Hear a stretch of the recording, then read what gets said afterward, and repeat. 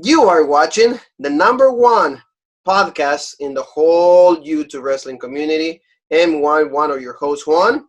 And I'm your other host, Jean-Paul Leek. And together we are Rope Break.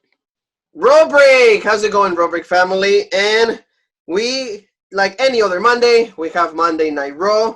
We're back. Another day of isolation, Jean-Paul. I don't know how you feel about it. It's been almost 2 months. Yeah, like I said, if it wasn't for, like watching wrestling every week, I wouldn't even know what the heck day it was. So that's how I'm doing during this isolation. So if that tells you one thing. Yeah, the wrestling has been cool and it's keeping us sane, so to say. Mm-hmm. And don't forget somewhat after shows like tonight. I don't know how sane you can really be, but yeah, it is true. It is true. And the one thing though is I think that at least for what we get, at least I don't know what we choose to get, what type of sanity, because it's either like the sanity inside or the insanity that you get from these shows. But before we do that, Jean-Paul, thank you to every single one of the new subscribers, all the ones that have been following us for the longest time. Thank you so very much. Don't forget to check out this weekend, like every other weekend, we have interviews with wrestling figures, new prospects, the future of professional wrestling. This Saturday we had Lori Livis, really great referee from Canada, and also yesterday on Sunday we had Austin Wester from Illinois. So just please check them out. The future of wrestling right here on Raw Break exclusive with Jean-Paul and myself. So Jean-Paul, your thoughts on Monday Night Raw? Like I said, the show, some aspects of it are if you just look at the list, the match card, you say, okay, this isn't bad. Like some matches, you're scratching your head. You're like, what's going on here? But then once you see the actual endings of the matches and the way that everything was booked, you're like, this show is awful. Oh yeah. When I actually enjoyed the contract signing between Drew and Seth more than most of the matches, and I always hate WWE contract signings because they usually end the same way. But just with everything, how bad everything was before that, I actually enjoyed the contract signing. So, tons of matches they hyped up turned out to be, 4 seconds and done by a DQ, I guess, in a match that normally doesn't have DQs. We saw a really long opening match that just drug on, and in my opinion, the wrong team won. And like I said, Monday Night Raw, the opening match to me described Monday Night Raw. It was just a long drag. Is this ever going to end? This 3 hours felt like 4 hours tonight, I'm going to say. It was not a good show. It was actually, it felt like way too long. A lot of decisions didn't make any sense. Like you said, probably the best part of the show was the contract signing, and that's not how it should be. But we had a really long 6-man tag, that. I don't know why it was that long. Then we had the return of the modern day Maharaja, Jinder Mahal, and I don't know who's excited. I don't know what you have to be high on to be excited about Jinder Mahal coming back. Yeah, so I don't understand. No. What was that about? Ruby Riott was buried today. A girl that has been showing a lot of potential. Nothing. So let's go over with the show, Jean-Paul. So please. Monday Night Raw starts with DDP, the MVP Lounge. I don't know why the MVP is even on the show. I don't know what. He said he was going to be a producer, so he should be backstage. Now, he shouldn't be, being part of the show. So he welcomes us to the show, and also, it says, he's the only nightclub that is still open. So the VIP Lounge. I was kind of like, ha, ha, ha. I didn't, actually, oh, this is hilarious. But in my head, I was just like, ha, ha, ha. When he's we're the only nightclub that's open, I'm like, okay, that's a little funny. I like it, a little bit of MVP right there. So he welcomes all the participants of the Money in the Bank. He starts with Rey Mysterio. He says Aleister Black and then Apollo Crews. So he starts to talk to them. And then he's saying that he's asking Rey Mysterio, how do you feel about that? And then before he's about to say something, he's like, oh, yeah. We know that you want to increase your legacy. Then we go to Aleister Black. And then he's like, well, you can make yourself a bigger thing after this. And then he's about to say something again, takes away the microphone. Same thing with Apollo Crews. But then before Crews can say something, Selena Vega interrupts with her group and Andrade, Garza, and Austin Theory. What was the name for Garza this time? Lotario, the Lethal Lotario, right?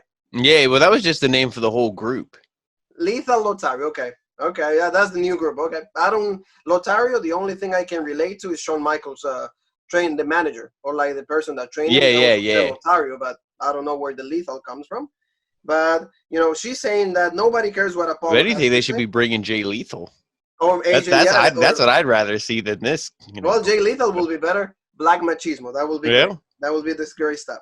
So, Selena Vega says that nobody cares what Apollo has to say, but the one thing that WWE Universe can get enough of is Andrade.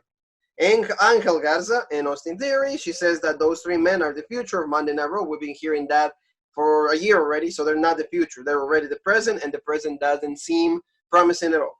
So she says that these three men cannot, the men that are in front of them, they're not being able to measure up. So she says the future of the men this have in the ring is a bleak one, and one where like the briefcase winds up on SmackDown. So pretty much he's saying that like one person for SmackDown is going to win the Money in the Bank. So they make their way into the ring and they throw the thing from the MVP, the VIP lounge. They throw that away. It's like, oh, this doesn't go here. So bye-bye. So I don't know if that was supposed to be part in the thing, but that's what they did. And then they start like exchanging like conversations, and they raise like, oh, are you telling us that you want to give, that you're asking us to give in our spots for Money in the Bank? And she's like, yeah. And then they start brawling, and that of course. Yeah, what did he say? Something like she's crazy or something? Yeah, she said that. Yeah, you're loca, crazy. So she said you're loca, you're crazy. So it's like, oh, and also I think you just didn't come here to just talk. So of course they go and fight, and in typical WWE fashion, we have a 6-man tag. But at least to me, going through this whole segment, at least it wasn't the main event. At least we got this over with. I mean, this like a storyline, I guess you could say, from this 6-man brawl did lead on to a segment later in the night, but at least it wasn't the main event. At least we got, most of this over with.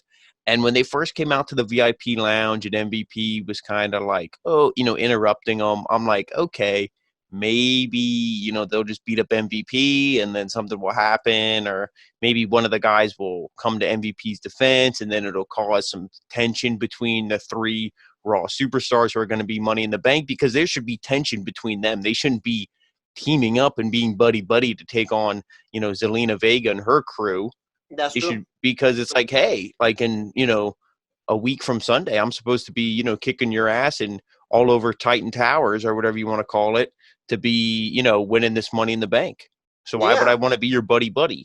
So again, a logical, crappy booking. And then when they came out, like as soon as they came out, I was like, WWE, they're like, hey, we only have 2 heels, and it's Zelina Vega and her group, and then the other heel is Rollins and his group. And that's it. We can't have any, there's no other heels to challenge any of these baby faces. And it's evident because now, like we've been saying for weeks, overexposed. I used to love seeing Angel Garza. Now I'm like, this guy's normal. To me, this guy's like he's like the Dolph Ziggler, Bobby Roode, where I see him and I'm like, whatever. Yeah, if you would have said to me, both of us, like 3-4 months ago, Angel Garza, we would have been like, we would have loved it. But now it's like, whatever. And then that's the thing, is like, that's a result of, like you said, overexposure. We get to see them every week, all the time. 2-3 segments of the show are just part of them. And also one thing that you mentioned before we went on air is they keep losing. Mm-hmm. So how am I supposed to believe that they're good, they're legit, or like I supposed to like believe that they're winners when they lose all the time? So just especially because, like I said, like if you're gonna have them lose, there needs to be a reason. Like maybe you have Austin Theory's the one who always gets pinned, and then they kick him out because one, he's like, oh, look at this gringo, like get him out of here, like he's bullshit, we don't want him in here. And then you turn him babyface and he feuds with them, or you have Angel Garza pin, and then Andrade gets in his face, and then they're like, then they have a feud or something, maybe over the United States title. You do something with it. You don't just have these guys lose just for the sake of losing, but then still want to portray them as legit, because you can't lose and be legit at the same time. It's just impossible. Oh, yeah, absolutely. I agree with you 100%. So, like, and even the match went a little too long for me, because I've seen Andrade and Rey so many times. It's like, come on. It's like, what can they do different that I haven't seen before? So for me, it went too long. It was like probably 35 minutes. Oh yeah, Because but I yeah, checked the clock and it was 8:45 and they were still going on. Yeah, if you do the opening VIP lounge segment and the match itself, it went to I would say probably like 8:40, 8:45. Yeah, I will agree to that. So it was like a really long segment, but in the end, the ones that are with the win are actually Apollo Crews, Ray, and Aleister Black. And why? I'm just gonna walk you through the last segments, of course, of the match. So everybody runs in and they hit some moves until we're all left with Andrade and Apollo Crews. Then Andrade ducks Apollo and hits a discus elbow for a near fall. I love that, pretty much the Judas effect. The Judas effect, pretty much that. But he hits So, it way better. no, yeah, Sorry, way better. Jericho, but hey. That's how the Judas effect should actually be. So then Andrade looks for the hammerlock DDT, but Apollo Crews counters, and then he hits the sit-up powerbomb, and he actually gets the win. So like the whole team, the Lethal Lotario, Selena, Austin, all of them, they're all pissed off. So we're gonna actually take another look at Triple H 25th anniversary of Monday Night Raw. But let's just before we actually move on. To me, the major problem with this was the person who ate the pin. Champion. Yeah, how do you have him get eat the pin and then it's like, oh, okay, yeah, he's legit. He's the #1 champion on Raw. He's the person who everyone's talking about, according to Zelina. And then he loses. Like, are you? Again, it wasn't like something that Garza tagged him in or like there wasn't no screwy thing. It was clean. It was boom, you're done. And to me, like I said, he looks like a loser. Oh yeah, absolutely. And again, like he should be having like always like be protected by the two of them because they don't have any goal. Yeah. And the fact that like they never help him on that and he eats the pin it sucks. And again, and then what happens afterwards is even more crappier. So like we're gonna go to that, but you're right. Like I didn't understand the logic from everything that happened over there. But like I said, we go to like they're gonna go through the 10 moments of Triple H 25th anniversary, 2 days of Triple H on Monday Night Raw and SmackDown Live. So we get the first moment is going to be the formation of D-Generation X on 1998. That's right after the WrestleMania. And that's when like the Road Dogg, Billy Gunn, X-Pac, all of them joined. Triple H in China. And that was like the second formation because Shawn Michaels was completely out of the Ladies and gentlemen, boys and girls, children of all ages. That's, pretty much. That's like why, like, that's I would say the most successful for me, the X. Because see, like, they have the biggest stable. They did a lot of good things with that. But, like, of course, Shawn Michaels was out of the picture, and actually Shawn Michaels was feuding with them at that time. So then we get, of course, another video package, and that was Jean-Paul, a moment that you absolutely hate. And with all the right in the world, that's when Triple H beat Sting at WrestleMania 31, and we still don't know why. Because, like, the whole story claimed for Sting to get that win because we get to see the NWO, we get to see the Generation X. Sting is applying the Scorpion Deadlock, and like Shawn Michaels was the one that did a super kick and all of that, and then Triple H hits the Sting with his sledgehammer, what was left of the sledgehammer. 1, 2, 3, Triple H gets the win. So not really making any sense, but like that will be the topic for another road break video. So we get to see the champion Andrade and Selena, and they're all arguing, and he's like, "¿Qué pasó? ¿Qué pasó? What happened? What happened?" And then, of course, Charlie Caruso get in their faces, and she says, what was going on? So Andrade is pretty much saying, like, they left me alone, and I don't know what happened. It's like, what happened? And then we get to see Apollo Crews, and then he joins in, and he's like, "Hey, man, I just pinned you." And then, of course, that deviates into a title match, and he's like, "Oh, you want a title match? You want a title match? Well, you're going to get a title match tonight." So and he got right in his face. I mean, like, and he slapped the hell out of him, man. He slapped. That was the best part. He slapped Andrade so hard. Andrade's freaking like grandmother felt that, man. He slapped the hell out of him. That was cool, and like and something that you said, Jean-Paul, to me is like at least this time Andrade was able to speak a more clearer English. Mm-hmm. So like at least we were able to understand. And I mean, if you're kind of like, to me, like seeing Apollo like this, I mean, yeah, his promo was a little bit like, he was just kind of like, "Oh yeah, I pinned him, I'm feeling legit, Oh no, I beat you, so yeah, like blah blah blah. But I mean, just the intensity, like his moveset's legit. Like he slapped the hell out of him. He's like, "Oh yeah, like." And then Zelina was talking to him, and he's like, "Oh yeah, you're gonna give it to me?" And I'm like, "Whoa, are you feuding with him or Aleister Black? Like, what's going on here, talking to Zelina like that?" But he slapped the hell out of Andrade, and like I said, the intensity's there. But then what we saw later tonight, I don't know if the push for Apollo Crews is still going or if he's done. I don't know. I really don't know, and that's Yeah. not, that's something that I like. If that's the case, completely, destroyed a possible legit thing. So like Mm-hmm. we get a lot of video packages, very quick example, highlighting like the contract signing that we mentioned before, Seth Rollins, Drew McIntyre, Money in the Bank, later in the night. Eighth moment for Triple H's 25th anniversary career is the Triple H versus The Rock in the main event of the first SmackDown. That was, I remember like watching that. That was a cool moment. I will tell you, like, the only thing that I hated is Shawn Michaels just getting this like super kick to The Rock and then pedigree and done. But that, I was like, what, 13 years old? So, like, I didn't understand the shenanigans. Oh, in other words, in the rubric jargon, I didn't understand the bullshit. Yeah. Yeah, So, I, it's not Friday, but it is still SmackDown, so it is still bullshit. yes, yeah, I wasn't ready to, Hmm. have a good time with bullshit. So, yeah, that's what it was. So then, Jean Paul, another commercial break, 7 moment for Triple H, and that's a funny one. That's when like Trish Stratus was gonna have a tag match with him, and she comes out and he's like, "Hey, can you teach me how to wrestle?" Because Trish was brand new. So in the end, you can like, Triple H is doing like a move, and they're pretty much like Yeah, resembling yeah. doggy He's style. like, yeah, he's like, if somebody has you behind, has your arm behind your back, he's like, to get out of it, just reach between your leg and pull their leg out. So go ahead and do it for me. So when she does that, she's like bending over, but he's right behind her, Very pushed up against compromising her. position, doesn't it? And who And then walks in? Stephanie. Stephanie Stephanie McMahon, McMahon. yeah, and like she gets mad because see that whole build up, and that's for like for the fans that don't know, that build up is for SummerSlam 2000, legit storyline. Kurt Angle, The Rock, Triple H, triple threat for the WWF Championship, and like Stephanie was in the middle of all of this because Kurt Angle and her started like to flirt a little bit. The storyline pointed out at that, and they end up having a great triple threat match, and in the end, The Rock retained, but Kurt Angle got the girl. So Jean Paul, your girl Asuka, comes out to the ring and she's cutting a promo when she's blaming Nia Jax for hurting Kairi Sane and says she's been like she battled her 2 years ago and like Asuka actually beat Nia. So that's what she's saying because we're gonna have a triple threat match involving both of them and also Shayna Baszler, and Shayna Baszler comes out, but the bell never rang. So that was what I was telling you because I'm like, okay, how can this be a triple threat if it ends up in a DQ?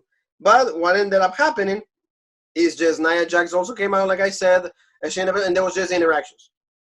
They went at each other. Nia started like beating Asuka, then she beat Shayna, then she started using like the ladder, and in the end, pretty much Nia Jax took care of both girls. How do you feel about that? That's exactly how I feel. I mean, to me, like I said, so bullshit, dude. Like, honestly, Nia Jax, if you like her, I'm sorry. You and I definitely have different opinions. Um, I think she's awful. She can't speak. It's not like she's a good promo. She's awful. The only thing she knows how to do is just scream. And when she screams, it sounds like she's, she's just like physically exhausted and in pain because look at her. She can't do anything in the ring, and I'm not just going to go off on her and be, whatever. To me, I wish she would have never returned. I'm not saying I want her to be injured or ill health or anything. Just find a different profession other than wrestling because just because you're The Rock's cousin doesn't mean that you should be pushed to the moon, which everybody's The Rock's cousin apparently. So, hey, I don't know. Like I said, you have two superstars like Shayna Baszler and Asuka, and then they look like losers here. So, They look pretty weak. I yeah, I will, mean, like, what do you want me to say? Like, if you were booking this legit, the two of them would have teamed up and beat the hell out of Nia Jax, and then, maybe they could have started beating each other up, and then I don't know, something made it legit. yeah, make the match. I didn't understand Es- the point of especially this whole like, segment. I didn't especially yeah, understand like that. you go on Instagram earlier in the day, and they're hyping this matchup. Facebook, they're hyping this up. Oh, triple. I mean, they've done that before, where they hype stuff up, and then it ends up being garbage. But it's like you have a match with Shayna Baszler and Asuka in it, and it's literally one of the worst things on this show. And it's like, how is it even possible? But I they agree with find a you. way. They find a way. I agree with you because mainly to me, I wanted to have a match. And yeah, okay, I understand. Like you brawl outside. You use a ladder. You hide the ladder. In the end, Nia stands tall. Like she Hmm. looks dominant and everything. There's no reason for Now, that. I'm not saying book her There's no this reason for that. strong because I don't. Again, if I was booking Nia Jax, I'd be booking her in catering forever and done. But a triple threat match, if you want someone to look like a monster, is what match they show a little while ago: Seth Rollins, John Cena, and Brock Lesnar. You Yes. could have booked this match like that. where Nia's the big strong force, and then these other two women have to fight, fend her off, also fighting each other.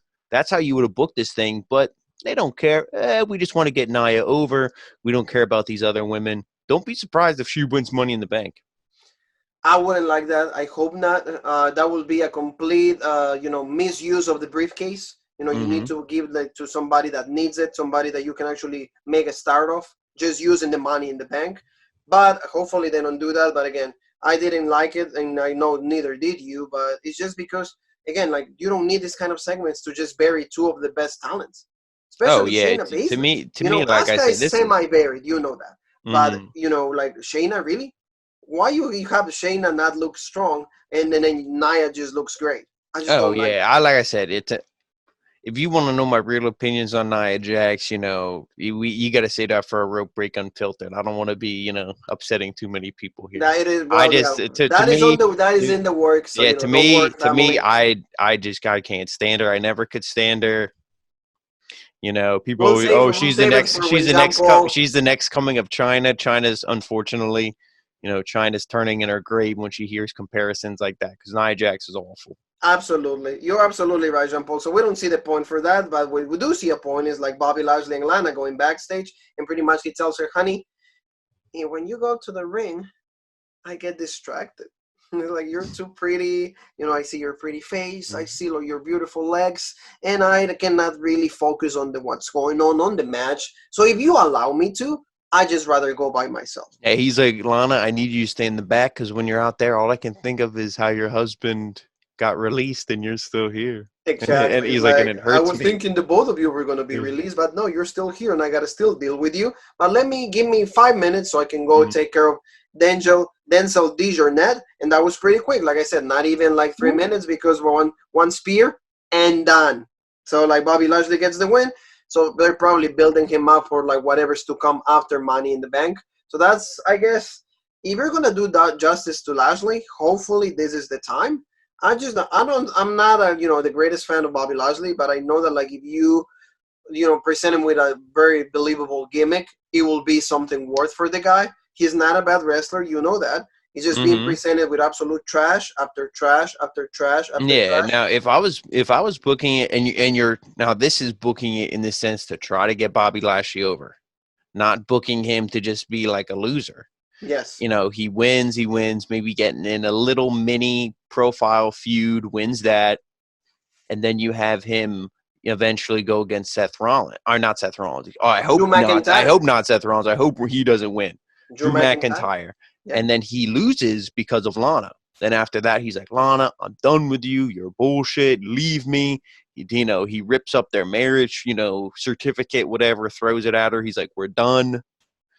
And then he would turn babyface then. And if Andrade's still the champ, and you're not doing anything with Aleister Black and those guys, give it to Bobby Lashley. Make him the mid card champ. Make him a baby face, and do something with him. Because They should just do I don't want to something see. with the Yeah, guy. but like at least present him legit. The problem is you can't turn him babyface because you have no heels. You took all the heels and put them in two stables, which essentially makes them one entity because a stable will only feud with one person. It's not Yes. like they feud with multiple different people. Yes. So Yes, it's like it's a hard situation, but again, you and me understand that like there's trouble issues. There's a lot of superstars that been like I guess put on hold because of this situation. At least we got Samoa Joe today on commentary, so that oh was yeah, good. yeah, yeah. I We was know gonna say, where yeah, we we should have mentioned let's that not earlier. But let's yeah. not forget about that. He was alongside Tom Phillips and Barry Saxton, so that was really cool to see. Samoa Joe always has great insight, great Mm-hmm. info. Like it just gives you the wrestler's perspective. So always welcome to see Samoa Joe there. Much better than the King Jerry Lawler. The King Jerry Lawler, we respect his work. He's done his job, but it's his time to go.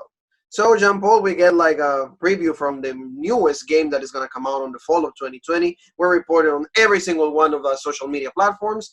WWE Battlegrounds. WWE Celebrity Deathmatch.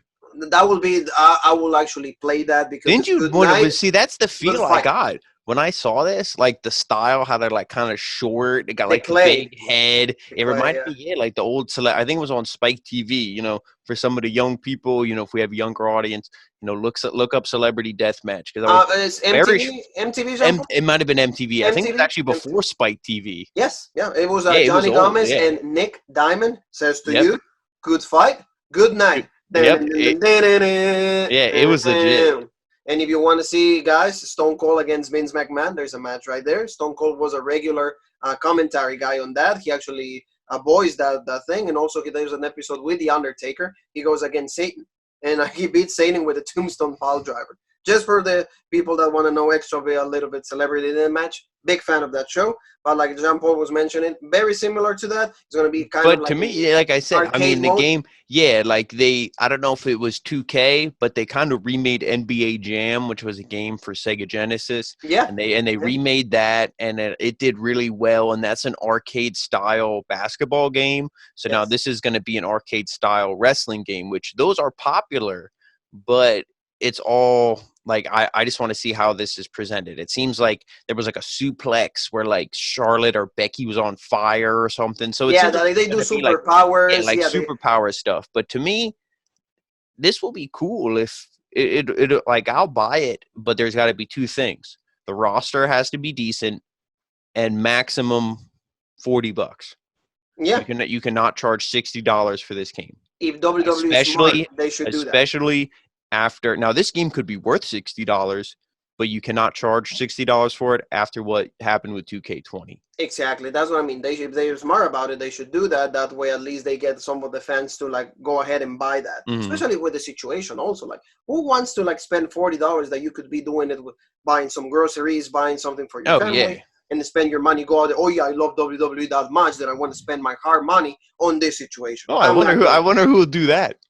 There will be many people out there, we're not saying any names, but there will be people out there. People like the ones that are upset like we are, that like Ruby Riott pretty much had a rematch with Liv Morgan. And a decent match, I will tell you. But the one thing, Ruby Riott absolutely buried because Ruby Riott. The next AEW Women's Champion. Pretty much. Why? Because Liv Morgan kicked out of the Riot kick. Like, that was, I thought it was going to be 50-50 booking, but no, they're going with Liv Morgan. And I did tell you, though, I'm 50-50 on this decision because I like Ruby Riott. I think she's a hell of a wrestler. She's an excellent performer, but they're going with Liv Morgan. They see more money in Liv Morgan, and I can see why. I mean, to me, if you are asking who is better right now, there's Liv Morgan only beats Ruby Riott in one thing. And the one thing is subjective, but a lot of people agree with this. Ruby Riott's a better wrestler. She's better promo. I think she has a better look. Like, I'm talking like for a wrestler. She has a better look. But to the average audience and probably Vince McMahon and everybody else, Liv Morgan is more attractive. Yes. More and that's it. Done. More commercial, more profitable. More marketable. Yeah, but like all those see, words. that's exactly the thing. Like right. when after the match, which I know you'll take us through it, but after the match, Liv Morgan, she was talking to Byron Saxton, and her promo was like, I'm still trying to find out, so we're gonna go through it. Yeah, like I said, like she's not good on the mic. At least Ruby Riott can cut a promo. She's a better wrestler, but like you said, looks is the key in WWE, guys. In WWE, looks are the key to success. So let's go through the spots. Like I said, Ruby Riott did the Riott kick. Liv Morgan kicks out of that, and Liv Morgan hits the finisher, the flatliner on the middle rope and everything that she calls the Oblivion. So I don't know where like she's taking that from, but that move kind of belongs to the Rope Break brand. But we're going to fight that off because, we're not going to stand on the sidelines waiting for somebody to just use our phrases. But she hits the Oblivion and she wins. And then, like Jean Paul was saying, she goes with Byron Saxton, and pretty much Liv Morgan says that, like, she's just another chapter right now in her life, like a lot of people like her age. She's still figuring it out, but she will figure it out at some point. She's confident that she's going to figure it out herself and who she is and her identity. So yeah, and see, that's the thing. Like Ruby Riott already has it figured out. Yeah. Like and again, like I don't want the fans and everybody to think that like to misunderstand what I'm saying. To me, Liv Morgan will be legit, but Ruby Riott is more legit right now. So you have to use, That's like saying, like, oh, if you have Triple H and Randy Orton back in the day because they mentioned Evolution, you're going to use guys like Triple H and Ric Flair before you use Randy Orton because it's like, hey, these guys are already established. They know what they're doing. Let's use them first. Randy Orton second. Same thing. Why? Let's use Ruby Riott. Then we'll bring Liv Morgan along. Instead, they're just like, they just pass up Ruby Riott. They just overlook her. Yeah. And to me, like I said, to me, that's why I think she's got to go. It's a hard situation. Hopefully they do something to bring her back. But as of right now, no, she's in like buried like category for the time being. And also, like, why did we need to see this match again? You know what we could have saw tonight? Bianca Belair in a match and that she wasn't, hanging off the Street Profits. Maybe put her in a singles role away from them to start to establish her. But why would what now? What would that make sense? You know what I mean? Yeah. So we get another highlight of the career of Triple H, and this time is when he won King of the Ring tournament 1997 to Mankind, Mick Foley. Of course, we don't like that situation because Mankind should have got a little bit of a better career in WWE. He was always a hell of a lot better career. Always jobbing to Triple H. If from that moment on, you want to walk me through a 2000 with Cactus Jack, always jobbing to him. Championship to him. Like, if you ask Mick, he would say he loved his time in WWE, all this stuff. But it's like, I would describe his career as like, like you Hell in the Cell. It was like, he's so close, and then he just gets thrown off the cage. Yeah. It's like he's so close to being like the main event and done. Every title reign was, you could watch it. Our rope break videos are longer than his title reign. That's true. It is true because his title reigns were like really, really short. So now we go to Charlie Caruso, like she's interviewing Nia Jax, and she's backstage, and then she's asking about her actions against Shayna Baszler and Asuka, and then she keeps going like, what can Asuka do? Nothing. What can Shayna do? Nothing. What can anybody else in the locker room do? Nothing. And then he's like, Charlie, are you going to tell me, like, what are they going to do? And then she yells at her, nothing! And then that was it. And that was pretty much it. Like, Charlie goes, oh, my God. She's almost done. Charlie was like, so do you want Diet Pepsi or Diet Coke? And she's like, none! None, yep, pretty much. She only drinks regular Diet. Like, what are you trying to say here, Charlie? Yeah, but then we get to see a promo by the Viking Raiders because what else? Nia Jax again. We talk about what we felt about that. But the Viking Raiders are actually talking, and they finally cut a decent promo this time. And they're saying that the Street Profits are like paper champions. They say that they only win when they aren't around, and they better be ready because they won the smoke. So at least they wasn't like that terrible promo that they did at the car ride with the chicken like leg and everything. Like that wasn't like the Viking Raiders that we want to see. To me, this was better, and they brought up, I love when they bring up NXT. These NXT guys aren't afraid to bring up NXT, guys who are early on in NXT, like Seth Rollins, and then they act like NXT doesn't exist half the time, or their time in NXT didn't exist, rather. But I love what they said, like, you only won the titles in NXT when we vacated them. You only won these titles on Raw after we got hurt. We want the smoke. We're coming for you. And like you said, this is the promo they need to cut. Now, I don't know if this is just, challenger versus champion and the Viking Raiders are still kind of face, or if they're maybe turning them heel by calling them out like this. I don't know. I would prefer them to be heel, but you really got to, like, make them heel. But because there is no real heel tag teams. Like, you don't have tag teams, Jean-Paul. I mean, there is kind of one. Who Ricochet is it? Ricochet and Cedric Alexander. That's but I forget what their names are. We'll get to it later. MVP was managing them again. Shane Thorne and Devin. Yeah, so like they're kind of heels, and then Zelina Vega and her crew. I guess you could count as a tag team. Yeah, so they're like heels, but I mean, to me, if you made the Viking Raiders a heel team, that would be cool. Just, I don't know, just for a different dynamic in the tag team division. You're right though. I agree with you, but hopefully, like, they become heel and like they need to be like the Viking. They need to be the War Raiders. That's what they need to be. That's what they need to be. Hopefully, we get to see that. But now we come to the return, like something that nobody was expecting, and I think nobody wanted to see, and also nobody cared.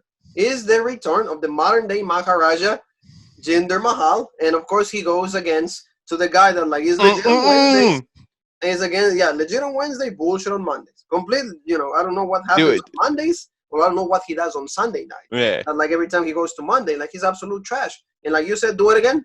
No, you do it better than me. Do it. No. Akira There it is. Tozawa. So Jean Paul, like this match was like what, 3 seconds? Pretty much, it was like Samoan drive. This killed me, man. Like I said, I don't know how. Like you said, how the hell do you have a guy look so legit and he's presented in a legit way, and then even before this match on commentary, they're like, "Oh, this should be good," and then like you said, 3 seconds and done.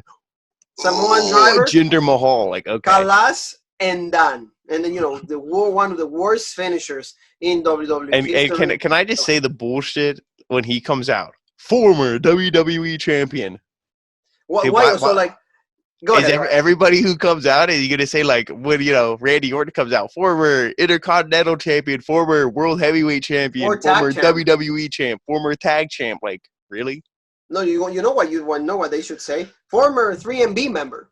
Yep. Former like loser that like for some reason was turned into like a winner, but nobody believed it, and that championship was dragged in the mud and spit on, and then Paige went also, and they did what Paige did that time with the NXT championship, like the NXT Women's Championship, the same thing, the same thing. So that's how bad like the WWE Championship has been, thanks to Jinder Mahal. So like I said, 3 seconds done. Are we excited to see this guy back? No. Is why didn't they release this guy when they could have kept Heath Slater? The guy has kids, and exactly. They he needs a job. They know each other. It should have been like, dude, like you have kids, you stay, I go. Yeah, I can go on AEW, be like with the. But you look at Heath Slater. He's got some muscles, whatever. But then Jinder, he's like the freaking modern day steroid freak. So Vince is like, oh, and that's it. And that's it. Yeah, that's why he kept his job. So now we go to another moment where Triple H, and I don't know, like this one is funny, but again, I don't know why is that a highlight. It's just when like he impersonated Vince McMahon and Shawn Michaels impersonated Shane, DX and all of that, the return of DX. That was cool, I will tell you. I enjoyed DX for what it was, but like, why is that a highlight of Triple H's career? No, not especially like, he won King of the Ring and all this stuff. To me, I was just waiting for the Roman Reigns match to be on there. No, at WrestleMania, so at 32, I was just waiting for that bullshit. I was like, oh my god! I know. So like, they didn't, so I was like, okay, it doesn't make any sense to me. So Jean Paul, we go to like the United States Championship match. Apollo Crews going against Andrade Cien Almas. A good match. See, these two. Yeah. I mean, really great show. So it was a good match. I mean, yeah. Take us through, and then we'll get the opinions. Okay, yeah, I got it. So like, pretty much, well, the whole story, like, Apollo got injured. So like, it was the right foot, right? He went for a moonsault onto the outside and he landed on his foot, but I guess he like landed on, storyline, landed on it, like tweaked it, and he was like, left and foot, after that, left foot. Then after that, the whole time Andrade was just working on that leg. Yes, so like Andrade goes for the discus elbow, but Cruz dogs it, and then he trades shots. Apollo throws Andrade up, but he gets caught with a DDT and a near throw. And then Andrade leaves Cruz and looks for the hammerlock DDT, but Cruz counters. And then also, like, he gets a rolled up for a 2 count. Then Apollo hits an enziguri, and then followed by a high angle power slam and a near fall. Then Cruz heads up to the top rope, but Andrade meets him there. And then Andrade looks for a suplex, but he gets headbutted off. Then Cruz, like, leaves, but lands on his injured knee. And then Andrade looks to attack, but the referee forces him off. And then the referee calls for the bell. And then Cien Almas retains the championship. But walk me through it. Like, what was your thoughts? Like, that was a good match, I will say. This gave us a legit show. Finally, the match was legit because, like you said earlier in the night, Andrade's promo, he's like, I was out there facing 3 guys. My teammates were bullshit. In one-on-one, I could beat these guys. And then that's when Cruz was like, really? One-on-one? He slapped the shit out of him. We get this match. I'm thinking, okay, they're not going to give the title to Cruz. He's in Money in the Bank. That would be like, what would that even be? Money in the Bank be the United States holder? Like, no way. So I knew he was going to lose. And I was thinking maybe they'll have Andrade win here. Kind of quick, look strong. Maybe the interference so Apollo doesn't look like a loser. But they ended up having a legit match. But then the whole thing, it just kind of ended and got wrapped up with the injury angle. And then I really didn't think nothing of it at the time. I didn't think, the injury is going to be, like, serious. Because we saw that other match end in a DQ. So I'm like, maybe they just, like, were DQ crazy tonight. They wanted some Dairy Queen, but all Dairy Queens are closed. So they're like, well, the closest DQ we can get is a disqualification. So they went with that, and I was like, well, I didn't think nothing of it. And then when we saw Apollo Crews walking later on with crutches, and he was crying and this and that, it was like, you're like, oh damn, like what? Like again, maybe they're setting up the underdog baby face. He's gonna be battling in the Money in the Bank match, injured, and he's gonna win it. And it'll be a big moment. But if not, and the guy's taken out, then it's like, dude, What's the point thanks of for having coming. him win? Why you put him in even in like Yeah, the qualifier? Just use somebody yeah. else. I mean, if that's what they do, the worst case scenario, him and Ruby Riot, they should hop in a car together. Cody, bro, what's going on? What are you doing? Hey, Yep, pretty much. Because if they you will need do some that to people? me, absolutely. Like I don't want to be part of a company like does me that dirty and wrong. So Mm-hmm. you're absolutely right. Like we see like the crutches and everything. Apollo's crying. Charlie tries to interview him. Nothing happens from it. And then we also got to see Angel Garza flirting with Charlie again. And he's like, hey, if we ever want to meet or we can go out, do something. And she's like, oh, sure. And then he gave her a rose, and we know that every rose has its thorns. So, we had a little bit of poison reference right there. Another moment, Jean Paul, Triple H's career. See, this one is good. And we both love this. Evolution. Mm-hmm. Evolution is just like, a great, great, great staple. Great storyline, like you said, like Ric Flair, Batista, Randy Orton, Triple H. Present, past, and future. That, to me, the whole idea of it, absolutely love it. The one thing I always tell you is like, well, they always beat up everybody, but, one of the best staples in WWE history. Now we go to like a tag team that pretty much like the Viking Raiders just mentioned, like they get championships when the Viking Raiders are not around, and that's the Street Profits. And then they said that they were once put in the hard work, and when the bad cosplaying Vikings were driving around and eating chicken legs, then Dawkins says that he is free next week, and Four agrees. And then they say they can have the smoke if they want. So pretty much they're going to have a tag team championship match, Viking Raiders against the Street Profits on next week. And Your I thoughts on like that? Excited? Can be something good. I like this. Just because it's like I'd rather see them fighting. And I know people are going to say like, oh, it's the same bullshit match we've seen over and over. But I'd rather see the tag champions actually fighting than just being like, yeah, we're the tag champs and we only defend the belts at pay-per-views because WWE doesn't know how to book. You should see your tag champs on almost every show. You should see your mid-card champ, your regular champ on at least every other show and maybe fluctuate them so you see one champ one week, the other champ the next, but have them appear every other week. Instead, you get the tag champs, they don't even wrestle. So at least they're wrestling, and I'm like, okay, this should be legit because all four of these guys are legit. And I like the promo he cut. They tried to be a little funny in the beginning, saying you guys dress up in Viking cosplay, eat turkey legs, and they're like, you know what? We can make jokes. No, you guys want the smoke? We're free next week. Let's do this thing. So Yep. I'm excited as excited as you can get. I mean, how excited can you really get for Monday Night Raw? Out of a 10, maybe a 6 max. And that's being nice. I will tell you, that's being nice. So we get like, actually, this part we're going to go really quick, Jean-Paul, because I don't know why we got Becky Lynch 24 special. Like when she won the WWE, the Women's Championship. And because who should have had it? It should be on Shayna Baszler for when she beat Becky at WrestleMania this year. Or it should have been on Rhea when she beat Charlotte. But instead, I don't know the reasoning for that, but it's probably why Becky Lynch wasn't able to be in the building or something, so that's why they did that. Mm-hmm. Do we care? No, not and at all. Speaking of that, when Nia was all up in Charlie's face, for some reason I was thinking when she was like, "Oh, what can Shayna do, or what can Asuka do?" And she's asking all this. That's when I wanted Becky Lynch to come up and just like sock her, just boom, punch her right in the mouth, whatever.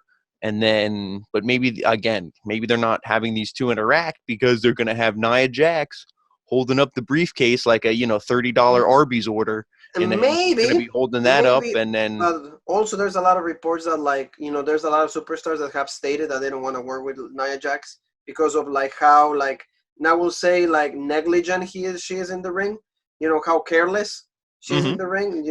And this is the best thing too. And again, like I said, I don't want to go too crazy, but now for being a botch, master in the ring and being a endangerment to anybody she's in there with, now when the fans are calling out on this, now we're her haters, and that we're all just a bunch of haters and we're all jealous and everything else. We're all basement dwelling losers. when she's in there potentially, seriously hurting other, wrestlers. But we're just haters, so hey. Yeah, it is true. Absolutely. You're right. So now we go to like another tag team that, like we said, we have a face tag team in here, but like pretty much keep like getting some jobbers to get the wins. And this is Ricochet and Cedric Alexander going against Martel and Chase Parker. So pretty much a really quick match. Yeah, Just to give Everrise, them I another think. win. Yeah, I think they're like a team from NXT. They were on Everrise. So again, when a tag team has a name, to me, I'm always like, okay, you have a name, that means they might be doing something with you. So Yes. this could be a team that we see hopefully more in NXT, because I'd rather have NXT have tag teams because at least they'll be presented better there. But like you said, Ricochet and Cedric Alexander, it seems like they can only get wins against jobbers, but at least they get wins, because I think that you need to make them tag champs at some point. The titles can't keep bouncing back between the Viking Raiders and the Street Profits. Eventually, you got to work these two in there. And I'm sorry, but like the Street Profits, like, are they any better than Cedric and Ricochet? No. In my eyes, Cedric Alexander. I mean, if you're talking maybe promos, occasionally, Promo, yeah, but like ring sometimes, ability, yeah. by But far, if you're talking, Ricochet and yeah, Cedric, by yeah. far. If you're The Street talking just Profits, straight like, up, yeah. The Street Profits is pretty much Montez 4. That's all they are, because the guy has everything in it, and then he's just Angelo Dawkins. That's what it is, is like the whole wrestler and, your sidekick that, like, if you ever break up, Montez 4 will be pushed, like, to the moon. So, Jean-Paul, all the last sequences of the match, super kick from Ricochet and a tag made to Alexander, who makes sure work on Parkers for drop kicks and a neck breaker to both Ricochet. Then he comes back with a shooting star press, but Martel breaks it up. Alexander is tossed from the ring, and Ricochet gets rolled up, but he kicks out and then drops Parker. Ricochet and Alexander hit their tag team finisher for the win. So these guys, at least, like you said, getting wins, they need wins. So at least at some point can be like whoever gets the championship, next week, they can be, well, we're next in line.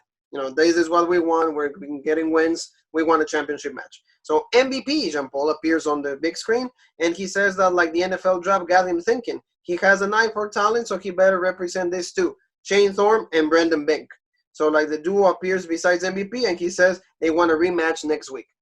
Another job match in my eyes. Yeah, I mean, to me, though, like, this is the one thing, though, I won't hate on this too much because, one, MVP earlier on in the year, he said he wanted to be a manager for Drew McIntyre when Drew was going to face Brock Lesnar. He's like, I can be your Paul Heyman.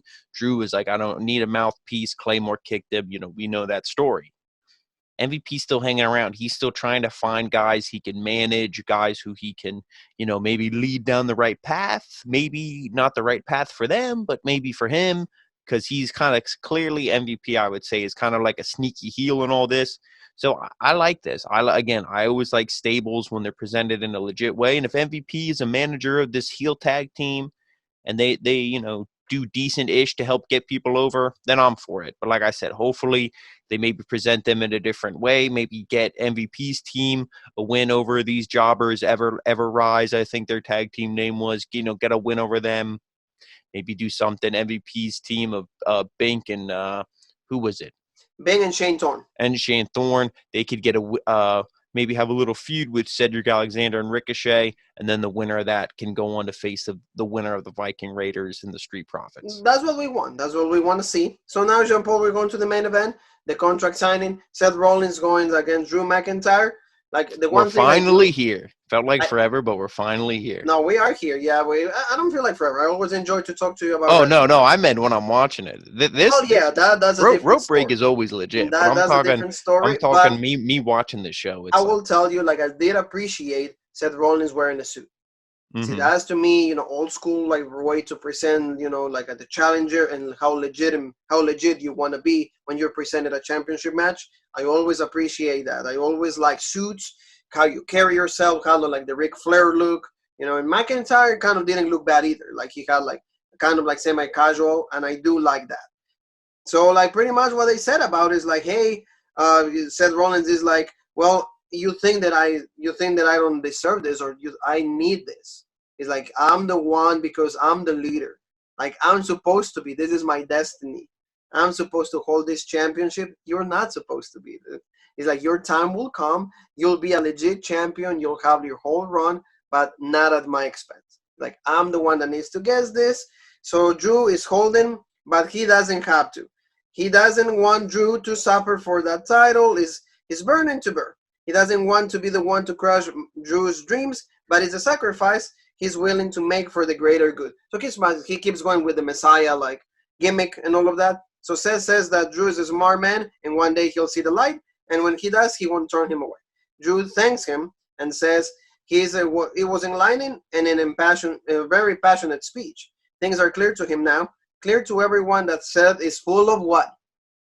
Shit. Full of shit. Full of shit. So he has said where the followers are. What happened with your followers? The fans and every single wrestler turn on him for a reason, and he tells Rollins he will let him win. But he does have some advice. First of all, stop talking. He says that Seth should never speak on TV, backstage, online, or around his family. The Robert family, no, only the family, because he has a tendency to stick his foot in his mouth and his head up to his ass at the same time. So he says that Seth needs to go, and he will kick with a Claymore kick, he'll kick him out in the throat next time. So pretty much then we get they kind of go at it, and then you see Jean-Paul Drew is about to hit the Claymore kick on Seth Rollins, but then one of the followers comes back, and that happens to be Buddy Murphy. So he helps him out. We see he's trying to kick McIntyre, he's trying to hurt McIntyre, and then McIntyre gets up, and then he's hitting the Claymore kick on Seth Rollins. On Buddy Murphy. On Buddy Murphy. So he hits that, and that was the end of the show. And of course, Rollins, he doesn't help Buddy Murphy. He eventually he just leaves. And again, that's why I said you got to do something eventually with Buddy Murphy. Turn him again. I know there's no heels on Monday Night Raw, so turning one of the heels' face is not a good idea. But to me, the story there is a Buddy Murphy versus Seth Rollins. Yes, because dude, why do you keep making me? I'm your lackey. I keep losing. You're the only one who benefits from me getting my ass kicked. This is bullshit. And then boom, feud. Exactly, and then also you saw the interaction because he Buddy Murphy staying right there, and he's and Seth Rollins is Ada, yeah, and then Ada, and then is when he got the Claymore kick. So you see Buddy Murphy is gonna play a role in this match. They signed the contract; it's official, but it was official 3 weeks ago. So I never understand why is this official already, and you need a contract signing.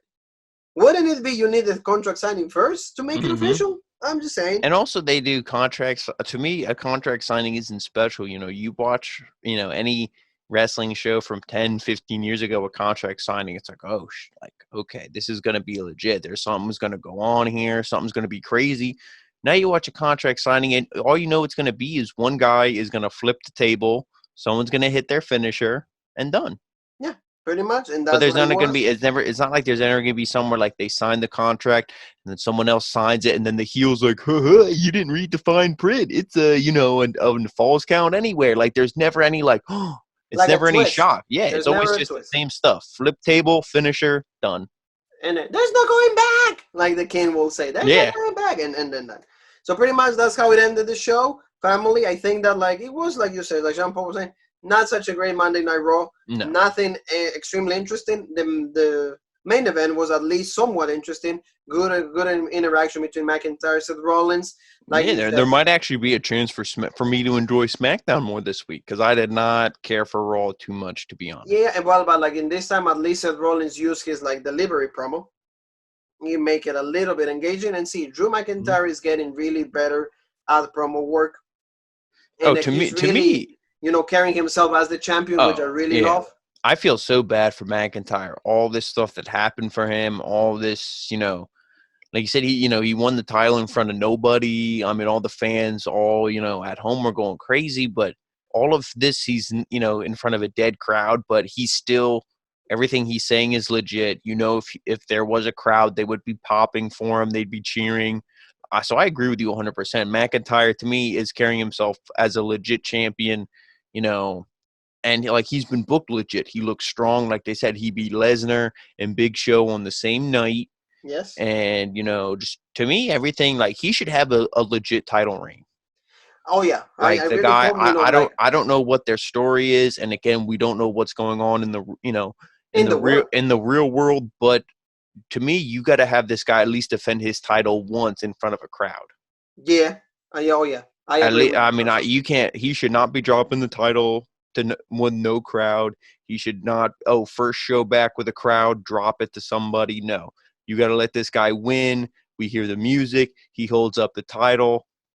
And Crowd maybe goes somebody crazy. cashes in the Money in the Bank, whatever. But at least he was able to celebrate with a crowd, with like fans cheering for McIntyre. Yeah. He deserves that more than anybody else. If Jinder Mahal was able to get that, then so can McIntyre. Exactly. Well, I don't think anybody cheered for Jinder Mahal, at least in the Or all the stadium. boos, at least. Yeah, maybe in another part of the country they cheered for him, but at least not in the stands. Exactly, Jean-Paul Egg. So, thank you very much, family, for watching the video. Thank you again for all the subscribers. Thank you for every single one of you that is giving us a chance to promote our product, to give you the best that we have. Like I said, check all of our videos. And Jean-Paul, where they can find us on the social media world? Instagram, Facebook, Twitter, and of course right here on YouTube. We got the original Rope Break on Instagram and Facebook, OG Rope Break on Twitter, and then the original Rope Break, of course, where you're watching this beautiful video where all of you are subscribed, because why wouldn't you be?